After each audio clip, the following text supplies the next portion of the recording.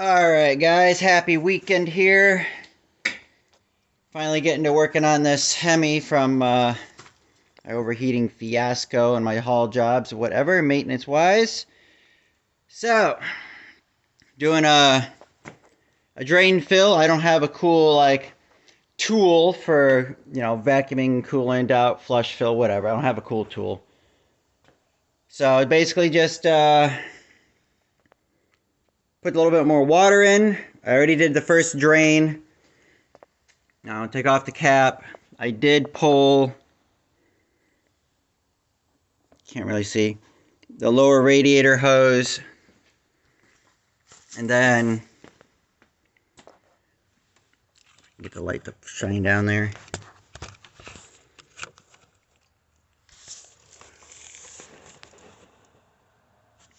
There is your drain. On the lower driver's side, you got your battery, fuse box, upper radiator hose. Goes straight down below, and you'll get it. It is a 10 millimeter. One of these Alexi Vons or whatever kits. If you don't have a 10 millimeter, a 3/8 will work. Because that's what I grabbed first, and it worked just fine. 10 millimeter is the exact perfect fit. So, pulled that, drained that into my now coolant bucket. And on these, the hole, usually it just get like one little hole, maybe two, usually it's just one little hole. I usually drill a second hole on my oil pan. But in this case, since it's coolant, it comes out faster, I cut it out. And it makes dumping it back into jugs a lot easier. Dump it out the back versus trying to dump it out of a bucket.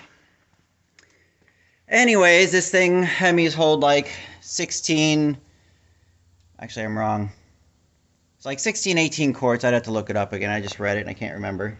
Anyways, so I did my first drain. Got about 1.5 gallons. And then I just threw about another gallon, about 3/4 gallon in here. Then I used, I took off the upper hose, and then I poured the rest of it in the top there just because I could.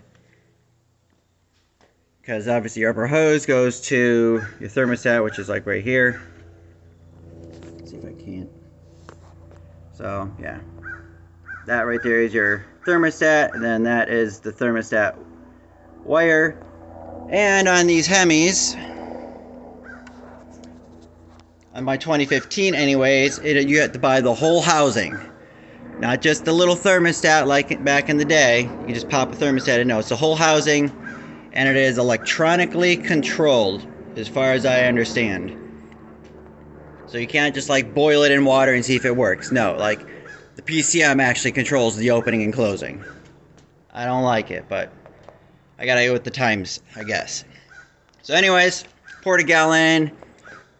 Took about 10, 15, 20 minutes, I don't know. Between like idle and 2,000, 3,000 RPMs, just fluctuating it.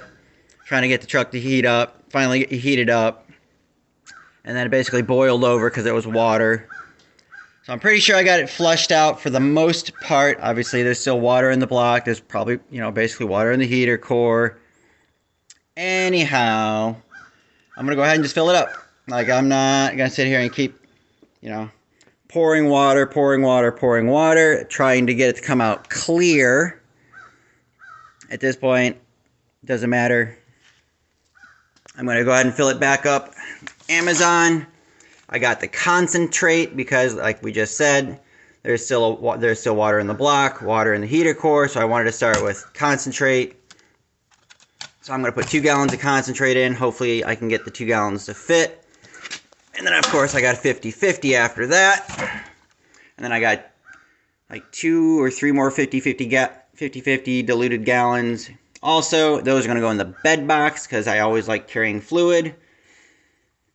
And then I just got to clean up my mess, pour everything back in some jugs, and try and figure out where I'm going to dispose of those. Anyway, so that's where we're at. And then I got to go to the store and get oil. We're going to change the oil. I have the liquid moly MSO2 oil additives. So I'm just going to try it. Like, I got nothing to lose, right? I'm just going to dump in the oil, dump in the additive. I got 176,000 miles on this thing. So I figured, what the heck, I'm going to try out this additive everybody seems to like. I will, like I said, Mobile 1 Euro, 040. Yeah, I know, OEM is, you know, PUP, Pennzoil, Ultimate Platinum, whatever. I change my oil more than most people. I'm only at like a little over 4,000 miles right now, so I'm changing it. It's hard miles. Anyways, that's it. And the block drain. Wanted to do with my light. Checking all over the passenger side here. I saw like there's like a knock sensor right behind this side of the engine mount, and then there's, I think it's a cam or crank position sensor like 12 inches behind that towards the back of the motor. I didn't see any other plugs on this side other than those two things, and I wasn't screwing with that electrical. On the driver's side, there is, besides the starter back there, I think the starter's on this side. What do I know? It's been a long day already. But you know, on the driver's side, there is a tiny plug in the block. I haven't bothered trying to get it out. Looks like it's a 12 or 13 metric, potentially head size. I've read people say it's really can be really difficult to get out because, you know, for the most part, it never gets removed. So I didn't want to mess with it. I didn't want to risk having any issues with the block trying to pull that out. I have pulled block plugs in the past, like on my old powerstroke, but whatever. I could try and get it and possibly do a partial block drain. I'm not worried about it. Gonna fill it. I'm gonna fire it up, and I did check the fan down here because this is just a basic clutch fan. On this one, this 2015 Tradesman. It's just a clutch fan, basic. They say if it spins hard, or I checked on YouTube, it doesn't free spin at all. Truck's never had an overheating problem up until this point. So there's no wobble in it. The best I can tell, it's not wiggling. Like I said, it's not giving me any issues. I wasn't going to go spend another $80 on something I didn't have to replace. Alright, this is a long chit chat. I'm going to fill it up and we'll be back. Okay. Other than going for a drive, I did find something that I didn't know about the truck, which is crazy to think. There is two fans. There's the one back there, electric, and then there's the mechanical. Didn't know the truck had two of those. That was news to me. So obviously the mechanical runs it all the time. And the electric, I was like, well, how do you turn that on? Turned on my air conditioner, nothing. That didn't engage it. You know when it comes on? At about 235, 240 degrees.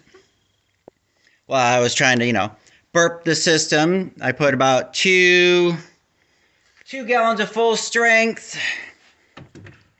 And about that much, maybe a quarter of a 50-50. So if you want to know when you do a flush fill on these, you only need like 3 gallons. But yeah. So this is done. I just have to move a trailer out of my way so I can take it for a drive on the highway and see if it's actually resolved, or if I have to, unfortunately, go buy more full strength somehow and somehow get a better equation to it. But I'm hoping that's the fix, because right now it's running like it's supposed to, right around 212, sitting here in the garage with no airflow going through the radiator. So I just got to get a garden hose. I'm going to wash it down so I don't have to smell antifreeze, and then I'll take it to the car wash. And I'll get the chassis bath so I can get anything underneath. Next up is gonna be an oil change. I guess I'll check the air filter. But yep, so that solves hopefully the overheating issue. Is just wrong balance of coolant to water. Thanks for joining me for this craziness.